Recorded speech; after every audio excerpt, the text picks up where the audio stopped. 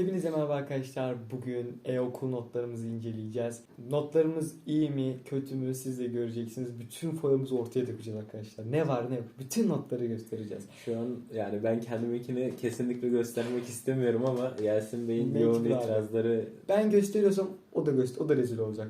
Bir bilgi vereyim arkadaşlar size bilmeyenler için. Ben spor lisesindeyim. Yani benim sayısal derslerim yok. Ben de onun yerine size spor derslerini göstereceğim. Diğer derslerim var tabii edebiyat gibi. ben de dil bölümü okuyorum, o yüzden benim de sayısal derslerim yok. Haberiniz olsun.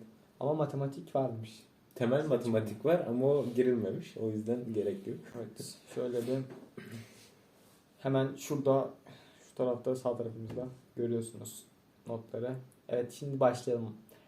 Atletizm sınavı Atletizm olmuşuz. nasıl bir şey ders? Abi şimdi şöyle atletizm ama biz bunu tabii ki pistte yapmadık. Atletizm kağıt olarak yaptık. Yani bize şey olarak sordular bilgi falan. Ama kesinlikle bir tabii önceden soru verme diye bir şey yok.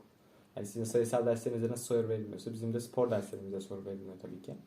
Din kültürü ve ahlak bilgisi 70 yani Din kültüründe koymuşum bu arada. bana göre arkadaşlar. zaten yani saçma sonuçta çok fazla şey oluyor. Belirgin cevaplar oluyor zaten. İlkokuldan beri aynı şey değil mi böyle? Bir cevap çok basit oluyor. Yani. O hemen seçilebiliyor zaten orada. Felsefe. Yani şimdi şöyle bir şey var. Bizim felsefe hocamız soruları galiba nelerden çıkacağını söylemişti. Hayır yani cevabı söylemedin. Konuları hani sizinki gibi. Konuların nereden çıkacağını söyledi sadece. Ama Bize ben konu çalışmıyorum. vermiyorlar bu arada arkadaşlar. Sadece sayfa aralığını veriyorlar, o kadar. Ya şuradan çıkıyor işte konu dediğin onlar İşte ya. baştan işlediğimiz yere kadar diyor. Şimdi görsel G girilmiş. Yani şu görsel sınavı yok. Sadece bizden şey istiyor böyle bir portre. Ne denir ona ya? Bir çalışma var arkadaşlar. O çalışmayı ben yapmadım. Tuval çalışması. O yüzden sıfır şu an görsel ortalaması. Ki bu ortalamayı bayağı aşağı çekmiş şu an. Onu da fark ediyoruz. Abi benim de fotoğraf yani hapishanede çekilmiş gibi. Keko'ya dönmüş arkadaşlar. Yani şu an yakınlaştırılmış görüyorsunuz fotoğrafı ya da ben göstermeyeyim çok rezil bir fotoğraf. Hayır, göster. Evet, spor anatomisi ve Fizyolojisi. Spor anatomisi ve fizyolojisi. Yok, anatomiyi söylemiyorum. Bunun ne olduğunu ben bilmiyorum. Şu arkadaşlar spor anatomisi kemikler olsun insanların hani organ değil de daha çok kemik kısmı. Anatomi yani anatomi Tamam, genelde kemik oluyor. Öyle söyleyeyim. İnsan fizyolojisi. Evet. 45 almışım çok zor bir ders yani ben de 45'i birazcık Kopyayla. kopya değil. Hayır yani Kopyayla. çalışmadım da İşte ancak kopyayla. bu kadar alabildim. Evet spor uygulamaları. Spor uygulamaları şu arkadaşlar. Yani belirli bir ders oluyor. O yıl içinde. Mesela bu yıl spor uygulamaları dersimiz neydi? Neydi ya? Tenis. Ya işte bazen dersler tabii değişebiliyor. Şu an tam hatırlayamadım. Ama hep aynı ders değil bu arada. Onu yanlış söyledim. Spor uygulamalarından 65 almışım. Spor uygulamaları galiba kağıt sınavıydı. Ondan 65 aldım. Yasin'de Alzheimer var arkadaşlar, B12 falan, o yüzden yani. Yok abi çok sınav olunca. Şimdi spor ve beslenmeden 28 almışım. Bu döküldüğüm bir ders. Ama neden 28 onu da açıklayayım. Arkadaşlar şimdi spor ve beslenme deyince yani bu sadece beslenme kısmı. Spor atın. Beslenme kısmında yani karbonhidratların gramajından tutun her şeyini soruyorlar. Yani çok detaylı sordukları için aşırı zor bir ders oluyor bizim için. Çok çok zor ve 28 notu da normal. Sporcu sağlığı da çok zor bir ders ama ondan 55 almışım. Sporcu sağlığından da daha çok işte sağlıkla alakalı şey soruyorlar. Yaralanmalar tarzında. Takım sporlarından 100 almışım arkadaşlar yani. Takım Şimdi sporları. bunun yaklaşık olarak 40 gün lafını yapar 100 aldığı için. Takım sporları basketbol sınavıydı ve ben 100 aldım. Yani tabii ki basketbol sınavında nasıl bir şey olabilir? Yani düşünüyorsanız potaya atma falan öyle değil. Daha temel şeyler vardı.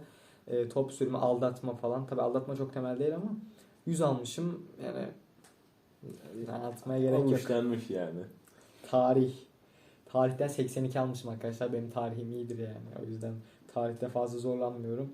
Tabii Alihan notlarını da merak ediyorum. Şimdi bana böyle sallıyor ama bakalım kendisi. Bu arada ortalamayı ben bilmiyorum. 60 mıydı benim ortalamam? Ona bakacağız. Sözlü notları girilmemiş şu an.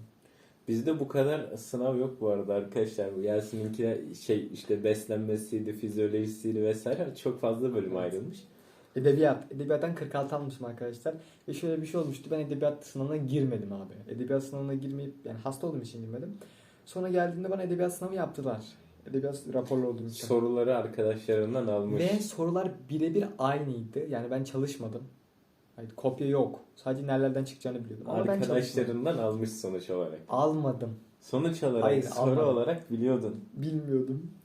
Yabancı dil 100 arkadaşlar. Eğer siz de yabancı dilinizin 100 olmasını istiyorsanız İngilizce kanalıma gidip abone olmayı unutmayın. Benim de kanal şuralardan bir yerden bulabilirsiniz arkadaşlar. İngilizce kanalıma abone olursanız yakında İngilizce videoları da atacağım oraya. İzleyebilirsiniz. Evet bu kadar. 61.80. 3 arkadaşlar. 3. Yasin'in dökülen derslerini görüyorsunuz. Yani insan nasıl spor ve beslenme dersinden 28 alabilir hiçbir fikrim yok. Ya birazdan Alihan'ın şimdi bak şimdi Alihan'ı göreceğiz arkadaşlar. Bakalım bana bu kadar sallıyor kendi notları nasıl. Göstermek istemiyorum. Bana ne? Ya şimdi Benim göreceğiz. fotoğrafa bak. Hapishane şeyinin çerçevesi. Bu balde mi çekilmiş? Evet. Abi. Kulağımda küpe var gibi. Hala küpe takmaz derler. Bir de. Evet. Evet arkadaşlar din kültürü var. Sen anlat ya ben senin notları sen rezil olacaksın. Anlat. Yani şimdi arkadaşlar şöyle din kültüründen 80 aldım. Fakat bizim hocamız din kültürünü çok incine ciciğine kadar sorduğundan dolayı 80 aldım. Evet, Yoksa evet. yani ben gayet imanlı bir insan olduğum için 100 alırdım. Evet, Kesinlikle evet. linç istemiyorum. Lütfen yani rica ediyorum. Hadi din kültüründen 100 aldın ne olacak? Zaten 2 ders. Evet. Felsefeden 84 aldım arkadaşlar. Yani ben 95 bekliyordum fakat bir soruyu yanlış kodlamamla beraber 10 puanım buradan Yoksa gitmişti. arkadaş filozof arkadaşlar tabii ki. Alihan filozof. Benim felsefem iyidir bu arada arkadaşlar. Özellikle Heraklitos'la benim bir akrabalığım var. Heraklitos benim amcaoğlum olur. Aristoteles'te de kuzenim benim. Burada ikinci yabancı dil Çince. Almanca arkadaşlar. Ben Almancayı daha bu sene görmeye başladım. Normalde 9 ve 10. sınıflarda ben Almanca görmüyordum. Şey diyormuşum Almanca kanalıma gitmek istedim. Yasin zaten Almanca görmüyor. O yüzden burada bana herhangi bir laf atmasını... Ama benim Almancam senden daha iyi. Çünkü ben kasmıyorum Almancayı. Tamam devam. Seçmeli coğrafyadan 85 almışım arkadaşlar. Oo. Seçmeli coğrafyadan 85 almışım arkadaşlar. Yani ben çok zor bir sınavdı bence ama yine de işte yazdıklarımıza falan puan verdim mi bilmiyorum. Sınav kağıdımızı almadık çünkü. Bizim hocamız bir de yani o kadar puan da vermiyor. Tamamen kendi bilgimle yaptım. Yani ben şahsen 70 falan bekliyordum. 85 almışım. Coğrafyada ne soruyorlar 11. sınıfta? Yani şimdi biz normalde dil sınıfı olduğumuz için sadece TYT'ye gireceğiz. AYT yok bizde. Bu coğrafyada 11. sınıf konuları işleniyor. Yani bizi alakadar etmeyen konular aslında ama işte ders saatlerini doldurmak için işte seçmeli coğrafya, seçmeli tarih gibi şeylerle doldurmuşlar. Mesela seçmeli tarihten 90 almışım. Ötü kendi. Şimdi şöyle seçmeli tarih Türk tarihi arkadaşlar. Osmanlı değil kesinlikle. Normal Ha. Türk tarihi. Ve bunun cevaplarını bize vermişti hoca. Çok dürüst bak. Bu dürüstlüğünden dolayı tebrik ediyorum. Evet. Fakat buraya bir soruda yani normalde 100 alabilirdim. Çok rahat bir şekilde de alacağımı düşünüyordum. Bir soruda Uygurlar mıydı? Uygur Türk. Hayır, Uygurlular değil, Uygurlar. Uygurlar. Yani neyse Heh. işte. Evet. Cevabı Uygurlarmış. Fakat ben Uygurlular yazdığım için 10 puanımı kırdı o soruda. Klasik miydi? Evet. O yüzden 90 aldım arkadaşlar. Yani benim herhangi bir suçum yok. Yine linç istemiyorum altta. Bir şey söyleyeceğim. Bak seçmeli yabancı dil 10 saat diyor ya. Mesela bu üstte baktığımız bütün derslerin tek saati gibi mi oluyor yani? Diğerleri de 10 saat, bu da 10 saat. Aynı mı etkiliyordur ortalamayı? Acaba? Ya şimdi şöyle edebiyat 5 saat olmasına rağmen normal seçmeli yabancı dille hani seçmeli yabancı dil 10 saat ama aynı ortalamayı etkiliyorlar. Ben bu seçmeli yabancı dil ve edebiyat girilmeden önce mesela edebiyat girilmeden önce 72 ortalama puanım vardı fakat edebiyat girildikten sonra 61'e düşmüştü. Yani çok düşük bir puan almadım kesinlikle. Evet. Şimdi yabancı diline bakalım. Seçmeli yabancı dilden 86. 86 aldım çünkü çok fonksiyonlu bir sınav. Yani işte dil okuduğumuzdan dolayı dinleme, işte konuşma, normal işte sürekli gramer soruları vesaire olduğundan dolayı çok ayrıntıya giriliyor. Yabancı dilde çok ayrıntıya girdikleri için 86 bence güzel bir not. Ya şimdi tarihe de gelmek Hem istemiyorum. seçmeli tarih hem tarih. Evet, Ha. işte seçmeli tarihte Türk tarihi, normal tarihte de Osmanlı işliyoruz.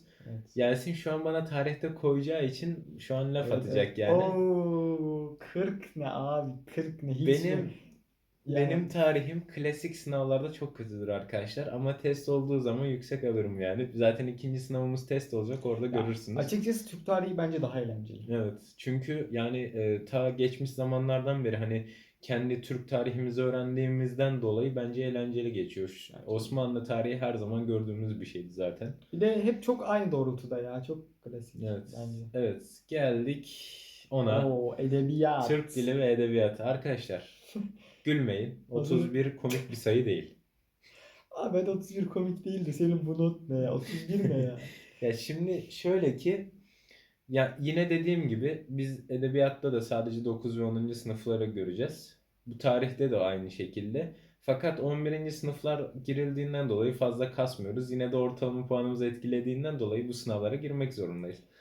Yani bana ne şimdi bilmem ne yazarının hangi kitabından. Yani kanka İngilizce yazsam bile 50 alırdın ya Türk dilinde. Evet, bu arada. Fakat bizim hocamız çok titiz olduğundan dolayı onu Evet, evet. yazamıyoruz. Abi yabancı dilde. Normal yabancı dilden şöyle bir sıkıntı oldu.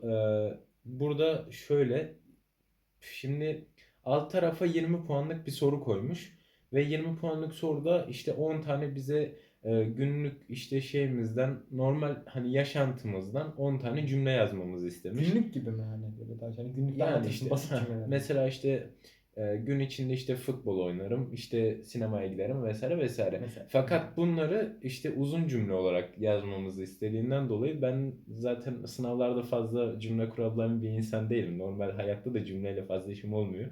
Yani 5 tane yazdıydım, işte 82'ye kadar düşürmüş o da. Nasıl 5 tane mi aklına geldi sadece? Evet. Çünkü benim ya cümle kurmam biraz kötü, biliyorum. Türkçe yok bende. Kanka İngilizce zaten o. Yani işte olsun. Türkçe temelli olduğundan dolayı. Ortalama puanım zaten 72,22. Yasin'e koyuyorum o yüzden her Bak türlü. şimdi şöyle bir şey var. Bende bu kadar az ders yoktu Alihan'ın dediği gibi. Ve bende görsel sanatlar sıfır olduğu için ortalamayı aşağı çekmiş. Yani benim görsel sanatlar daha diğer şey girilecek, sözlüğe girilecek, diğer derslerin sözlüğe girilecek. Tabii Benim sene de girilmemiş. benim görselim ve temel matematiğim girmedi arkadaşlar sadece. Hı. Yani onları bekliyoruz. Onlar da zaten görsel düşürmez çünkü ben tuval sanatımı yapıyorum. Yasin gibi yapmamazlık yapmadım. Fakat temel matematikten de belirteyim madem söyledik artık. 37 aldım arkadaşlar. Ama haftalık 2 saat olduğundan dolayı dediğim gibi dil bölümünde 2 saat. Yani fazla etkileyeceğini düşünmüyorum. Ya bir ya da 2 puan falan indirir gibime geliyor. Yani yine de 70'in üzerinde kalacağımı düşünüyorum. Sözlülerle beraber bu dönemi teşekkürle bitirmeyi düşünüyorum. Tabii şu an 4 dönem var. Bu sadece birinci dönem. Diğer dönemler daha önemli arkadaşlar. Evet. 3 tane dönem var yani. Telafi edilecek ya da daha notları kötüleştirebilecek bir sürü ihtimal var.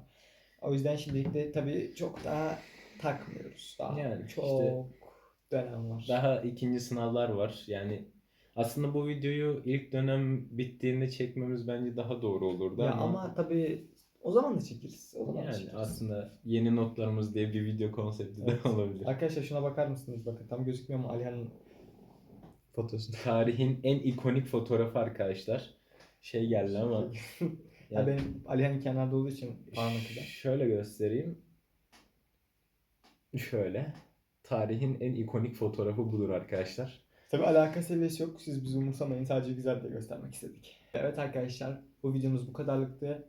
Alihan kanalında izlemek istiyorsanız buradan bulabilirsiniz. İyi Evet, butonundan şöyle. bulabilirsiniz. Diğer videolara gitmek isterseniz kanalıma basıp diğer videoları izleyebilirsiniz ve burada çıkan videolara tıklayabilirsiniz. İzlediğiniz için teşekkürler. Like atmayı ve abone olmayı unutmayın. Hoşçakalın.